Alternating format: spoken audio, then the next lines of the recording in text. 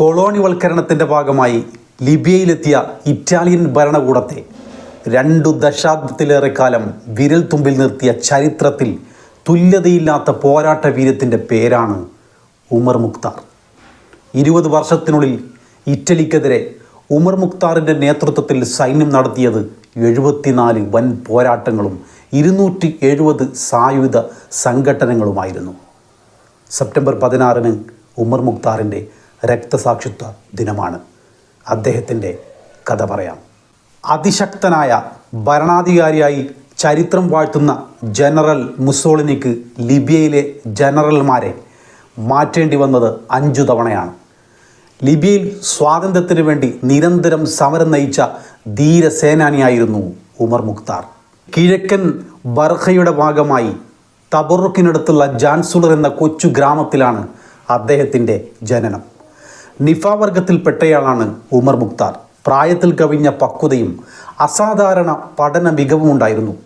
അദ്ദേഹം ഖുർആൻ, ഹദീസ്, ഫിഖ് എന്നിവകളിൽ പ്രാവീണ്യം നേടാനായി ജാബൂബിലെ സനൂസി ദർഗാ ദർസിൽ ഉപരിപഠനത്തിനായി ചേരുകയും 8 വർഷം നീണ്ടുനിന്ന പഠനം പൂർത്തിയാക്കി സനൂസി ത്വരീഖത്ത് സ്വീകരിക്കുകയും ചെയ്തു. ഖുർആൻ അധ്യാപകൻ എന്നതോടൊപ്പം തന്നെ ഉമർ മുഖ്താർ മരുഭൂമിയിലെ യുദ്ധതന്ത്രത്തിൽ നൈപുണ്യമുള്ള ആളുമായിരുന്നു. ലിബിയയുടെ ഭൂമിശാസ്ത്രഘടന നന്നായി അറിയാമായിരുന്ന ഉമർ മുഖ്താറിന് തൻ്റെ ഈ അറിവ് ഇറ്റാലിയൻ സൈന്യത്തിനെതിരെ യുദ്ധം ചെയ്യുന്നതിൽ മുതൽക്കൂട്ടായി. ഇറ്റാലിയൻ സൈന്യത്തിനാണെങ്കിൽ മരുഭൂമിയിലെ യുദ്ധരീതികളൊന്നും വലിയ വശമുണ്ടായിരുന്നില്ല. ഉമർ മുഖ്താറിൻ്റെ ചെറുതെങ്കിലും ശക്തമായ പടയാളികൾ ഇറ്റാലിയൻ സൈന്യത്തിനെതിരെ ആവർത്തിച്ച് ആക്രമണം നടത്തി വന്നു. ഇറ്റാലിയൻ പടയെ ആക്രമിക്കുക മാത്രമല്ല, തന്ത്രപരമായി അവരുടെ വാർത്താവിനിമയ സംവിധാനവും വെള്ളം എന്നിവ വിച്ഛേദിക്കുകയും ചെയ്തു. ഉമർ മുഖ്താറിൻ്റെ ഗറില്ല യുദ്ധ പോരാട്ടം ഇറ്റാലിയൻ സൈന്യത്തെ അമ്പരപ്പിക്കുക തന്നെ ചെയ്തു. സനൂസി സൂഫി ധാരയാണ് ഉമർ മുഖ്താറിനെ നീതിയുടെ കരുത്തനായ പോരാളിയാക്കി മാറ്റിയത്. അൾജീരിയ, ലിബിയ, ഈജിപ്ത് എന്നിവിടങ്ങളിൽ വേരുകളുള്ള ഒരു സൂഫി ധാരയാണ് സനൂസി.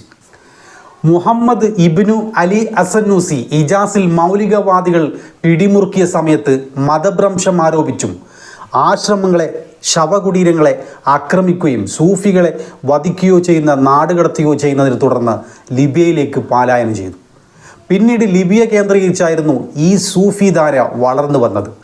അൾജീരിയ, ഈജിപ്ത് എന്നിവിടങ്ങളിലും ഈ സൂഫി ത്വരീഖയ്ക്ക് ശക്തമായ സ്വാധീനമുണ്ടായിരുന്നു. പല ലിബിയൻ രാജാക്കന്മാരും സനൂസി സൂഫികളാണ്. സൂഫി പോരാളികൾ എന്ന നിലയിൽ കുടിയേറിയ സനൂസികൾ 1-ാം ലോക മഹായുദ്ധത്തിൽ ഓട്ടോമൻ പക്ഷം ചേർന്ന യുദ്ധത്തിൽ പങ്കെടുക്കുകയും ചെയ്തു. ഈജിപ്തിൽ ബ്രിട്ടീഷ്